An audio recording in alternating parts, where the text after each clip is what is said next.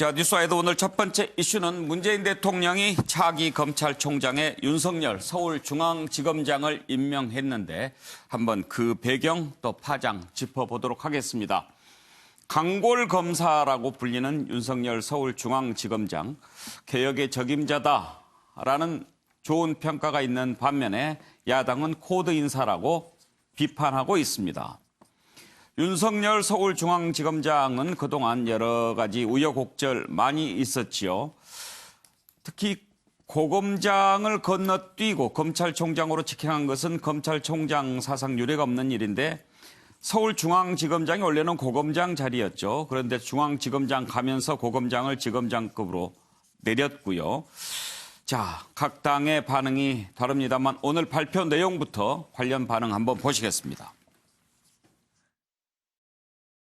문재인 대통령은 17일 박상기 법무부 장관의 제청을 받고 윤석열 서울중앙지검장을 검찰총장 후보자로 지명했습니다.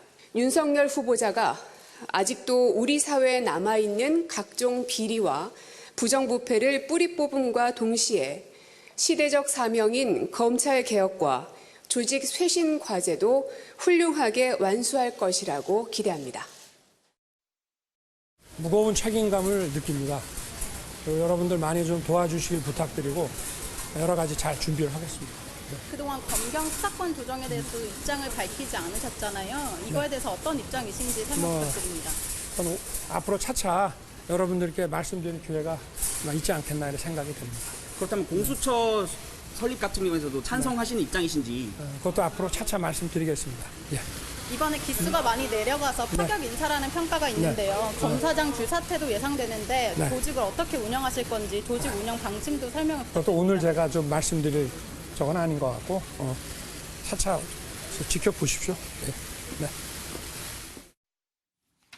예, 오늘 윤석열 검찰총장 지명자 입장까지 들어봤는데요.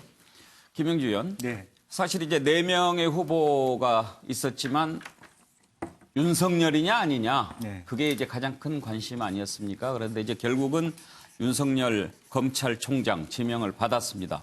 배경을 어떻게 생각하십니까? 저는 뭐 처음부터 좀 그런 포커싱을 받은 부분도 있고 또 뭐 기승전 윤석열일 수밖에 없었던 이유들도 좀 있다고 보입니다. 솔직히 우선 적폐청산이라고 하는 어떤 문재인 정부의 가치의 적임자라고 하는 부분에 있어서 윤석열이 갖고 있는 어떤 그동안에 수사했던 그 곳곳에서의 경력과 내부를 잘 알고 있다라고 하는 것들이 첫 번째 이유가 될 것 같고요.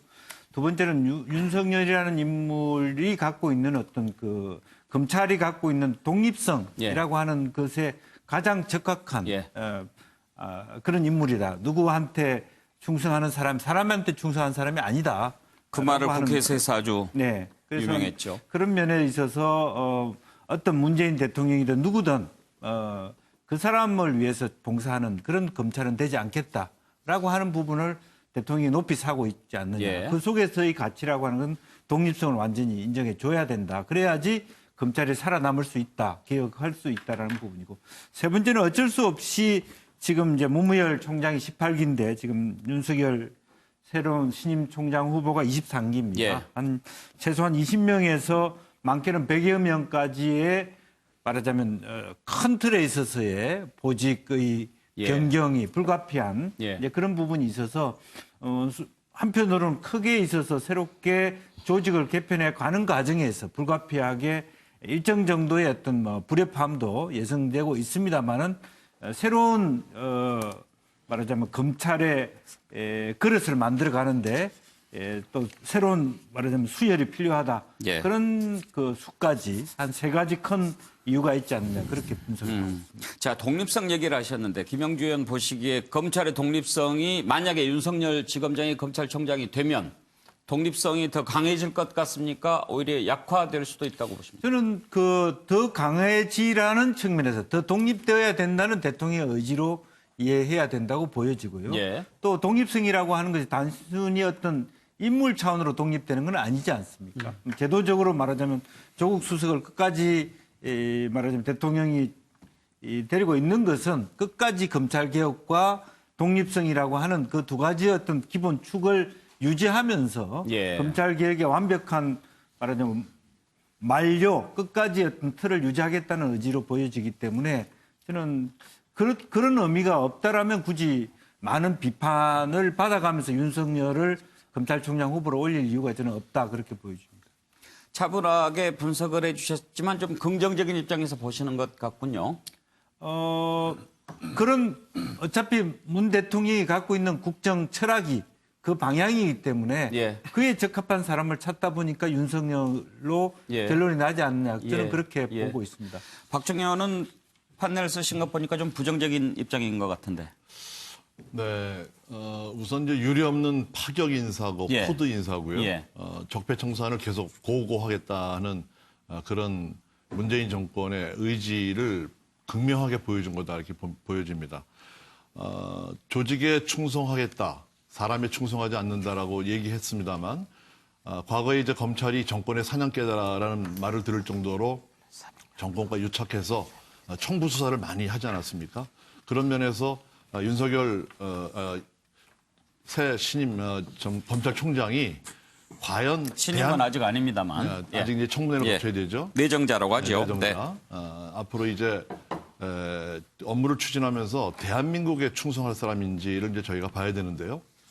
야당에서는 역시 이제 윤석열 내정자가 서울지검장으로 해서 추진했던 여러 가지 수사가 있지 않았습니까?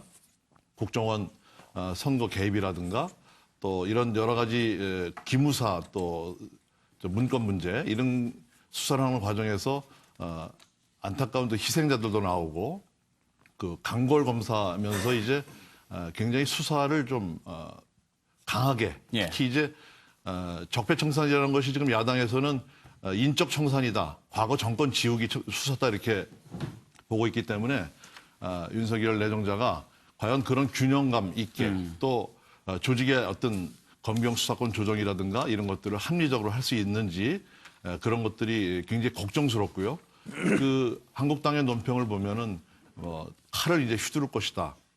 특히 그 대상은 야당이 될 것이다라고 걱정을 많이 하고 있는데 내정자가 균형감 있게 그리고 국민들의 뜻을 모아서 과거사 청산이라든가 혹은 검경 수사권 조정이라든가 또 5개 기수가 비는 이런 커다란 권력 공백기에 조직의 안정성이라든가 여러 가지를 균형 예. 있게 추구하기를 기대를 합니다. 예, 여야 반응도 역시 기대, 우려 이렇게 갈리는데 윤석열 서울중앙지검장 그동안 해왔던 말들, 관심을 모았던 말들 한번 들어보시겠습니다. 이렇게 외압이 들어오는 것을 보니 이거 수사해서 기소도 제대로 못하겠다 하는 판단이 들어서 이 항명이라는 모습으로 가리라는 상상도 하지를 못했습니다. 정하려고 그러면 내가 사표 내면 해라. 이런 말씀을 하시길래 저는 이게 검사장님 모시고 이 사건을 계속 끌고 나가기는 불가능하다는 판단을 했습니다. 승진 인사 서울중앙지검 검사장 윤석열 벅찬 직책을 맡게 돼가지고 깊이 고민을 좀 해보겠습니다. 어떻게 할지 최선을 다하겠습니다. 윤석열 검찰총장의 지명을 환영합니다. 윤석열 검찰총장 지명자는 검사로 재직하는 동안 각종 권력형 비리와 부정부패 수사에서 탁월한 성과를 거두었습니다. 또한 부당한 외압에도 흔들림 없이 원칙을 지킴으로써 검찰 내부는 물론 국민적 신망도 얻은 분입니다. 저는 사람에 충성하지 않습니다는 발언을 한 윤석열 검찰총장 지명자는 검찰개혁을 원하는 국민적 요구를 반영한 인사라고 판단됩니다. 우리 사회에 남은 적폐청산과 국정농단 수사를 마무리하고 미래지향적인 새로운 검찰개혁을 이끌 적임자라고 판단됩니다. 검찰의 중립성과 독립성이 지켜져야 됩니다. 그런 측면에서 제도와 인사가 중요한데 그런 원칙이 좀 지켜질 수 있게 되기를 바랍니다. 자, 노영희 변호사 역시 윤석열 지검장이 됐습니다. 어떻게 보면 예상했던 인사라고 할 수 있을까요? 제가 이제 그 발표하기 전에 아는 그 높으신 분들하고 물어봤더니 예. 대부분은 윤석열 지검장이 될 거라고 다들 알고 예. 계시더라고요. 그래서 그렇게 되면은 이제 내부적으로 동요 같은 거나 혹시 이제 옷을 벗어야 되는 부담감이 있기 때문에 어떨까요?라고 제가 이제 여쭤봤는데 이미 이전에 윤 지검장이 중앙지검장으로 발탁되면서부터 한번 이제 치렀고 예. 그리고 중간에 워낙 뭐 적폐청산과 관련해서 할 일이 되게 많았었기 때문에 그렇게까지 막 동요하거나 이러지는 않는다. 예. 이런 얘기를 제가 이제 들었거든요. 근데 이제 문제는 지금 19기부터 23기까지 지금 계시는 검사장급 이상의 분들이 40명 정도 되는데 지금 윤석열 중앙지검장은 23기죠. 23기니까. 예, 그래서 이제 동기가 사실은 정리가 돼야 되는 그렇지만 또 부분이 나이는 원하는. 많더라고요. 예, 그분이 79년도에 대학교를 들어갔는데 예. 대학교 4학년 때 1차 사법시험 합격을 하고 예. 2차 사법시험을 구수했어요, 구수. 그러니까요. 9번이나. 예. 그래서 제가 사실 그 얘기도 우스갯소리로 제가 여쭤봤어요. 아니, 검찰총장 하면은 이제 더 이상 올라갈 데도 없어서 옷을 벗으셔야 되는데 예. 지검장 하신 분이 너무 빨리 승진하시면 안 되는 거 아니냐 그랬더니 예. 이미 연세가 많이 있어서 괜찮을 거다라는 얘기도 했는데요. 어쨌든 이제 그 청와대나 정부 입장 혹은 장관 입장에서 보자면은 적폐청산이라고 하는 그 상징이라고 하는 것을 놓을 수는 없고 끝까지 일단 정리하겠다라는 의미인 것 같고 예. 그래서 제가 보기에는 검찰 내부에서도 오히려 좀 도와줘야 된다라는 분위기도 사실 있는 걸로 알고 있습니다. 그리고 특히 검경 사건 조정과 관련해서 이 23기를 기준으로 해서 위아래 그 온도가 좀 달라요. 그래서 이 높은, 그러니까 예를 들면 문무일 총장 같은 경우는 기수가 높잖아요. 예. 그분들 같은 경우에는 좀 수성하는 쪽의 입장이 더 강하다면 좀 그 아래 기수들은 그런 게 좀 덜 하거든요. 예. 그래서 오히려 이 기수 파괴라고 하는 것이 가지고는 또 전략적 의미가 또 있어서 생각했던 것보다 그렇게 많이 동요하거나 다 한꺼번에 쭉 우르르 몰려나가지는 않을 것이다. 왜냐하면 몰려나가려면 또 나가서 이렇게 변호사로서 할 수 있는 게 많아야 되는데 예. 너무 한꺼번에 많이 나가시면 또 그런 것도 부족하거든요. 예. 최진영 변호사는 판사 출신이시죠? 그렇지는 않습니다. 아, 그런가요? 저는 이제 행정고시에서 몇 년 그 일을 하다가 또 사법시험에서 처음부터 변호사를 하고 있습니다. 그렇군요. 네. 그런데 예. 지금 이제 그 조직 내부 동요 이런 얘기를 했는데 아무래도 연수원 기수가 상대적으로 한참 늦은 윤석열 지검장이 검찰총장이 되면 그 전만 하더라도 사실 그 선배 기수들은 거의 옷을 벗는 게 관례였잖아요. 그렇습니다. 그런데 언젠가부터는 이제 좀 머물러 있는 분들도 조금씩 계시고 요즘 분위기가 법조계에서 어떻습니까? 완전히 옷을 벗고 그러지는 않지요? 그렇지는 않습니다만 아무래도 상명하복 체제이다 예. 보니까 법원과는 사뭇 분위기가 다른 것이죠.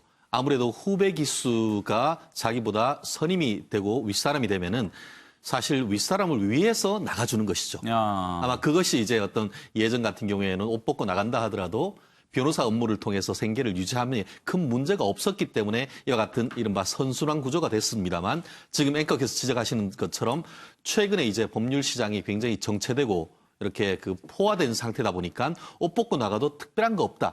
거기다가 뭐 노 변호사님 말씀하신 것처럼 한꺼번에 다 나갔을 경우에는 뭐 거기 파이가 커지는 것도 아니지 그렇죠. 않습니까? 그래서 실제 변호사 업무를 유지하기가 쉽지 않은 분들이 굉장히 많습니다. 예, 그렇기 예. 때문에 좀 전에 그와 같은 질문이 나온 것인데요. 그럼에도 불구하고 이번에 이와 같은 그 청와대의 그 윤석열 그 중앙지검장을 그 지정했는 의미는 저는 이렇게 생각합니다. 이른바 검찰발 검찰 주류 세력 교체다. 좀 전에 말씀하신 것처럼 실제 지금 사법연수원 23기 굉장히 아직까지도 사실 젊으신 분들이 많습니다. 어떻게 보면 일찍 합격하신 분들 같은 경우에는 제 대학교 동기들도 23기, 4기 이 정도가 되고 있는 것 같은데요. 그런 사람들을 사실 이게 그 검찰 수장으로 했다는 것은 사실 대한민국 검찰 역사상 거의 최초의 사건이 아닌가 싶습니다. 결국 이렇게 할 경우에는 뭐 적게는 한 20명 내지 한 40명 정도의 어떻게 보면 19기 내지 23기에 있는 분들이 한마디로 집에 가라. 짐 싸라는 말과 사실은 동일하게 그 사람들은 느낄 수밖에 없는 것이고 더불어서 실제로 이제 이분이 이제 인사를 할 경우에는 나아가 조심스럽게 예측하고 있습니다만 경우에 따라서는 한 100명 이상의 어떤 그 고위직 검사들이 옷 벗고 나가야 될 가능성이 굉장히 큽니다. 그렇게 되면은 한마디로 이분이 이제 주류 세력이 한꺼번에 싹 다 나가버린 것이고 예. 그렇게 되면은 이 윤 지검장을 통해서 사실상 어떻게 보면은 이번 정권과 코드가 맞는 사람들로 이 대검과 어떻게 보면 그 고위직이 채워질 수 있는 이런 부분이 있기 때문에 예. 청와대에 숨겨진 의도는 실질적으로 검찰의 주류 세력 교체가 아닌가. 마치 대법원장을 교체를 해서 예. 대법관의 어떤 그 많은 것을 주류 세력을 교체하고 헌법재판소도 그와 같은 일을 했듯이 윤 지검장을 통해서 검찰의 주류 세력을 바꾸려고 하는 의도가 읽혀지고 나아가 이 후폭풍이 뭐냐. 한마디로 검찰의 독립은 물 건너갔다 이렇게 볼 수 있을 것 같습니다. 실제로 문무일 검찰총장이 지난 달이었습니까?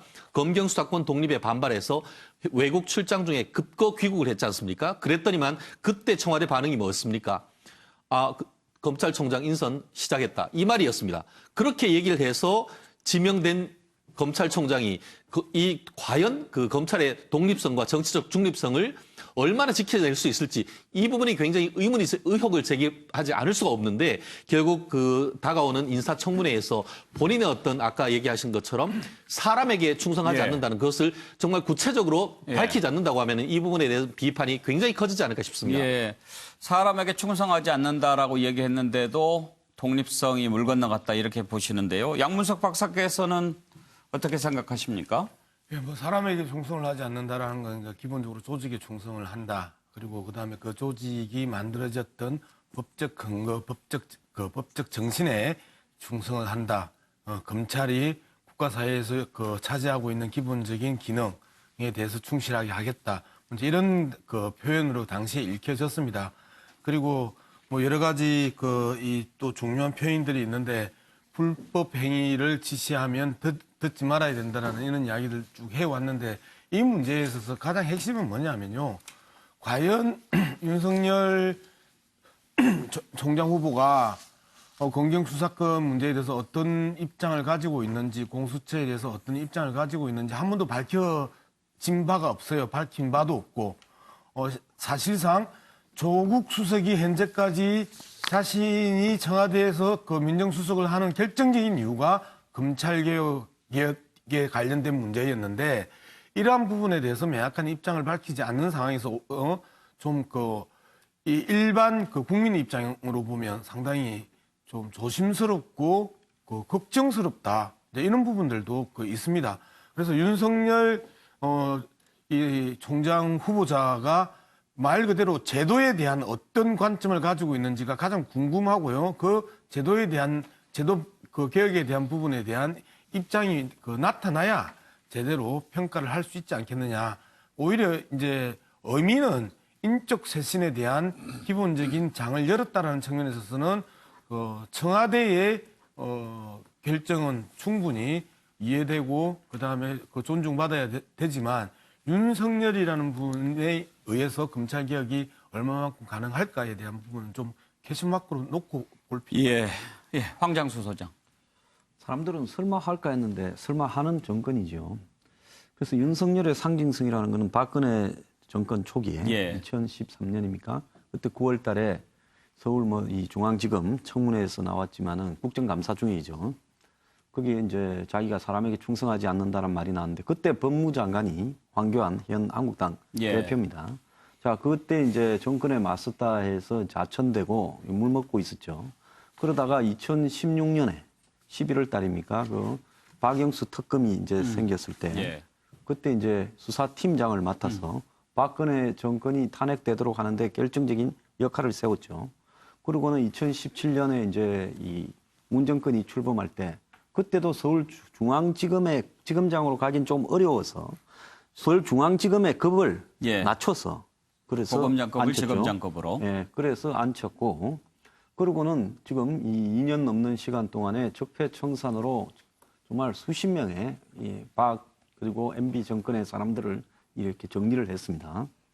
자, 현 정권으로 보면 검사가 대한민국에 2,300명쯤 있는 걸로 알고 있습니다. 검찰 직원이 약 한 9,000명가량 있고요. 그런데 꼭 저렇게 윤석열 아니면 그러면 청산할 수 있는 사람이 적폐청산이 없냐? 아니거든요. 있겠죠. 왜 없겠습니까? 그런데도 윤석열을 앉혔다라고 하는 부분은 두 가지 의미를 가지고 있다고 봐요.